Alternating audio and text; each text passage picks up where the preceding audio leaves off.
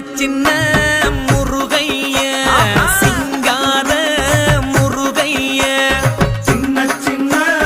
முருகைய சிங்கார முருகைய கொஞ்சி கொஞ்சி